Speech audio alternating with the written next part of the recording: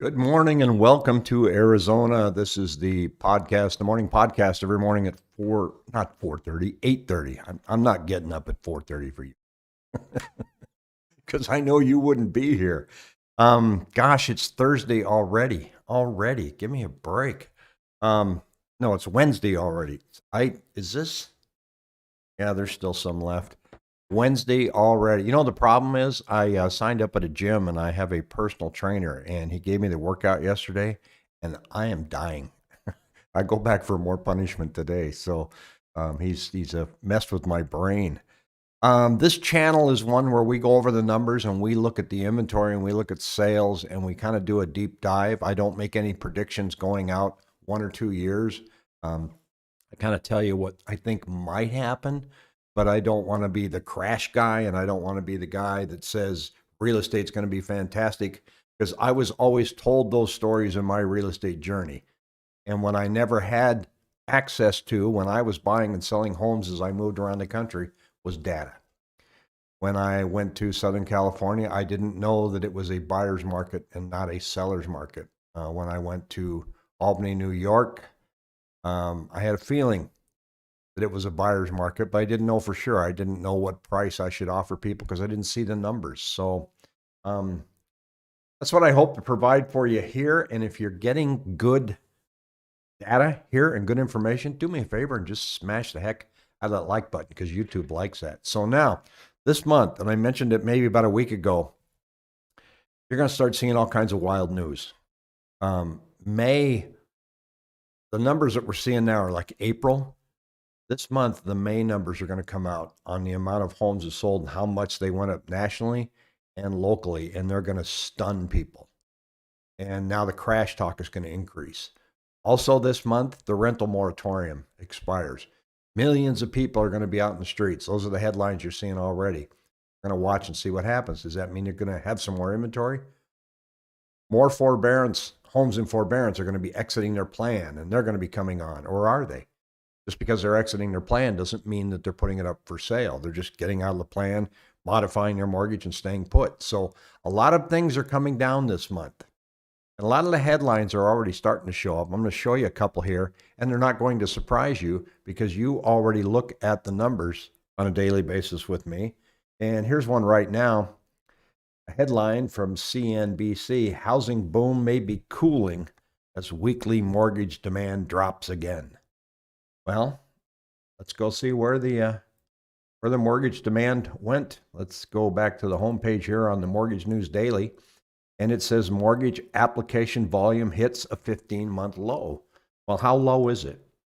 So it says they have a composite index and it dropped by 5% compared to the previous week.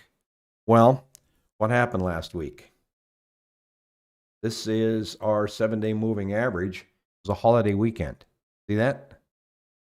Number of contracts is 3,542. This morning we have 4,729 homes on the market.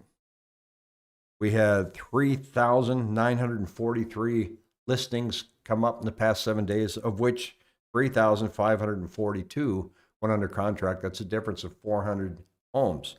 Now that is wildly different from where it was in the beginning of the week, and it's really low. And we're going in midweek here at 4729. We'll be up above 5,000 by the time we get to Friday, but nothing's changing. So the inventory numbers are still hanging in there pretty low, and buyer traffic is just starting to come down.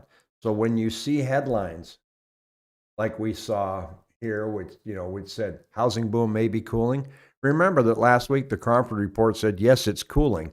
It's only 400 degrees outside now instead of 500 degrees.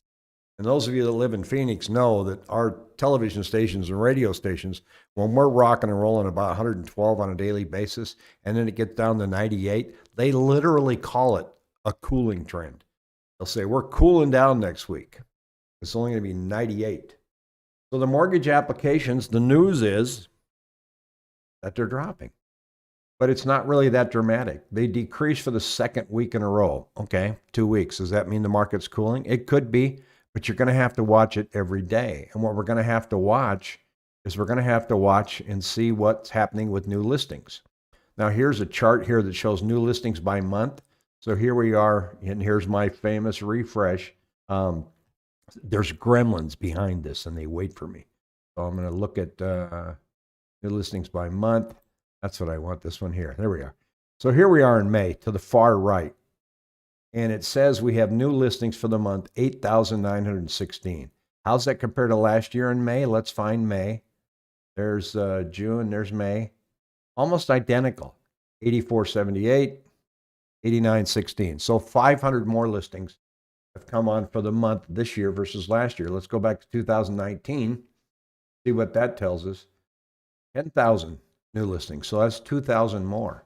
We're not anywhere near that. And if we get to May here, March, April, May, 9,805. So this one here is going to really have to come up in order for us to see what anybody could reasonably call a cooling. Now, if you go to Redfin, and I like Redfin's got some good data for consumers, and you can look up like any city. So here's Phoenix housing market trends, and so they're saying that the average days on the market is 23. Now, that's a little misleading because days on the market is the day that it goes under contract and then it closes. So you're depending on the lender. So the days on market, it may shrink, but really, days on market right now is like 2, maybe 3, and then you have an offer. So 2,521 homes plus 42% year over year. That's how many homes sold. 42% more than last year. Well, what month are they talking about? I think they're talking about April. And in April last year, everything was shut down. So it's not hard. So there's always devil in the details. When you're looking at these numbers, you have to remember there was a lot of stuff going on. It's not a normal market. How hot is the Phoenix house market? They're saying 78, very competitive. It's not competitive because we have a lot of buyers. It's competitive because we don't have a lot of choices. Home prices that sold above list, 56.2%. That is accurate. Homes with price drops, 7.7, down 50% year over year. So that's some of the data that we're seeing out there, and nothing too alarming. What's going on with lumber? Here's lumber, went up, up, up, up. Now it's kind of declined. Now I just call this muddling along. There's not much going on in the world of lumber that's going to help us. New building is climbing. So we are seeing permits for new construction coming along at a normal rate, not enough to make up for the 13 years where they didn't build anything.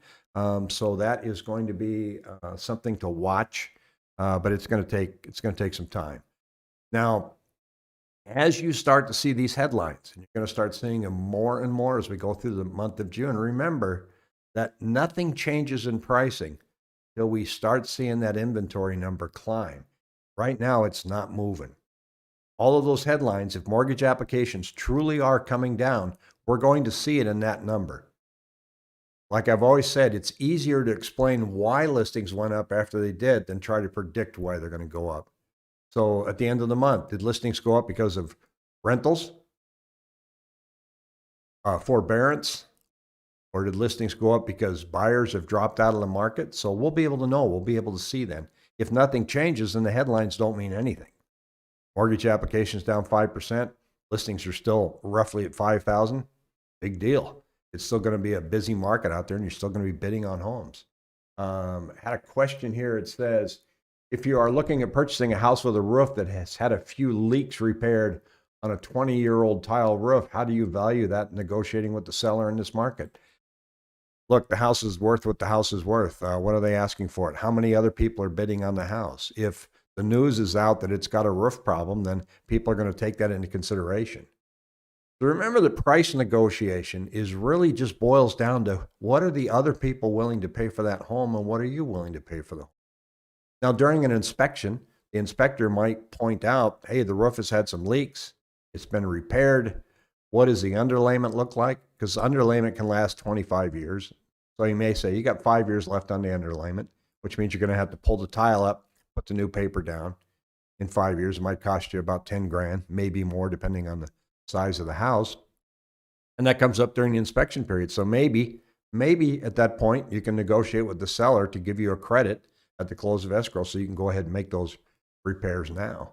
And so, but if there's 5 other people that want the house and don't give a damn about the roof, then that's what the price of the house is going to go for. So, Silver Rose Gaming says, on a new build, what's the best way to be able to get the current appraised value instead of what I paid for the house last year? Let me see if I can answer that question. You want to know what it's worth now? You probably could hire an appraiser if you want to. But, really in new build communities, it's not that hard to figure out what they're going for. You can literally go down to the sales office and say, hey, my model, what are they selling for now? There's your value. Don't have to spend any money on appraisal. They're raising the prices like crazy. And if it's same style, same lot premium, that's your value right there. If you're trying to get it appraised because you're trying to redraw the note, redraw your loan, that's a whole different animal. You have to talk to your lender about that and see if they can, what it would cost you for an appraisal, have somebody come out. There's a difference between, conventional appraisals, FHA and VA, and your loan. So, but if you're just looking for a broad brush, go down to the sales office and go, hey, if I were to sell my house today, what do you think I'd get for it? Gives you a general idea. Trying to get a HELOC. Okay. Yeah. So get the general idea on what you think it's worth based on what they're selling them for now. And then you're going to have to knuckle down when you do the, when you're trying to get that new loan, you're going to have to pay for an appraisal. So I think what you're saying is you don't really want to pay for an appraisal if you don't have any idea what it's worth. Am I getting that part right? You will need an appraisal if you're getting a HELOC. Yes, absolutely. So, but it sounds to me like you don't really want to try and get that if you don't think you have the equity. So you'll be able to determine that pretty easy by walking around, I think. I had a question yesterday well, actually it wasn't a question, it was a comment where somebody said that they were going to wait. They want to buy in Sun City, but they were going to wait for prices to come down. Now, that's a guess. That's a guessing game. I don't know if they're going to come down. But what I can tell you, and I'm going to pull up here on closings over list price, and I've got to look up Sun City here for a second. Bear with me. Sun City, because I want to see what the zip is there. And zip is, at the list here. I don't memorize all the zip codes here. Come on, eyes. 85351.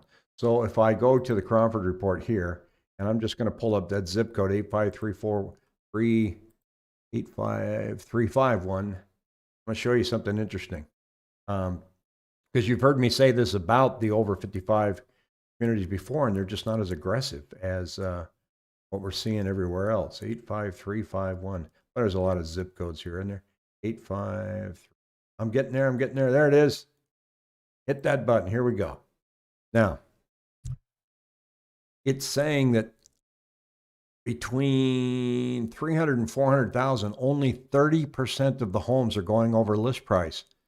That's half of what you're seeing in the regular market.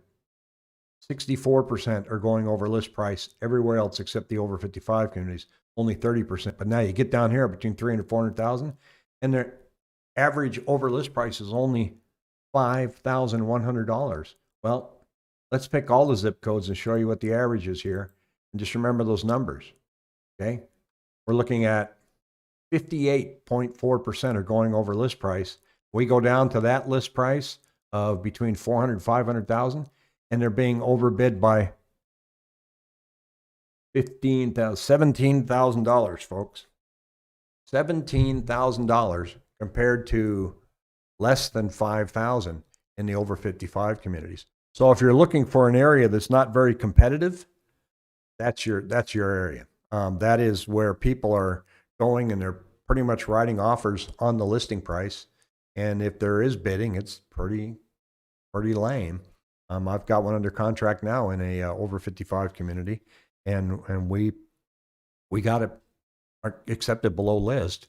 So it can happen. But The problem is, and actually it's one of the barriers, no matter where the over 55 communities are, they have this thing called a $3,200 assessment that you have to pay moving into these places. And it's meant to, it's called a capital improvement payment. Sun City's $3,200. I think Sun Lakes is somewhere around $2,300. And they use the transfer of home ownership and taking that payment as a source so that they can make improvements in the clubhouse, the pickleball court, build a new gym, and all of that stuff. That's where they get that funding instead of offering special assessments to their residences. So, because nobody likes a special assessment. You know, you're paying $200 a month for your HOA, and they come along and go, "Hey, it's January. Don't forget that $2,000 payment that we need." So the special assessment that they do with transactions is how they get by and fund with that. So that's a bit of a put off for people. And so they kind of, it's shy away from over 55 communities. But then again, you're paying $3,200, but you don't have to pay $17,000 over the list price. So it's a bit of a trade-off. It's going to be hard to know. I'm looking for another button here. It's going to be hard to know what kind of news we're going to see this week. I am guessing it's all going to be about the rental moratorium ending, that they're going to be bailing out. As I look at the news on forbearances, it's kind of the same. They're saying that there aren't as many people this week exiting their forbearances as they were last week. I don't know if that's just driven because of the holiday, but people are, it's still running around 4%, 2.7% nationally. And I think it's 2 point, well, let me make sure I get the right number here. I don't want to misquote that. I found it shortly here. Nope, I can't see it right now. I'm not going to make you guys wait for me to dig through and find that. But I'll have more information on that tomorrow. I still do not see forbearances turning into an inventory boost. If we do, it's going to show up. We're sitting at 5,000 now. I tell you, if it all of a sudden jumps to 7, we've got a story to talk about. So we're going to watch that. Watch it every day. We're not going to dwell on it, but those are the numbers. So that when you see something from CNBC that says housing is cooling, you're going to know in Arizona, actually it's not. I'm not seeing the numbers at all. I'm still seeing 4,000 homes go under contract when 4,000 homes come on. And it fluctuates between 100 and 400 homes on a weekly basis, but I'm not seeing it slow down like the headlines are saying it is. So that's a national headline. There are some parts of the country that are starting to slow down a little bit, but it's certainly not happening here. So we'll keep watching the numbers. Don't forget to smash that like button because I like it when you do. Have a good week.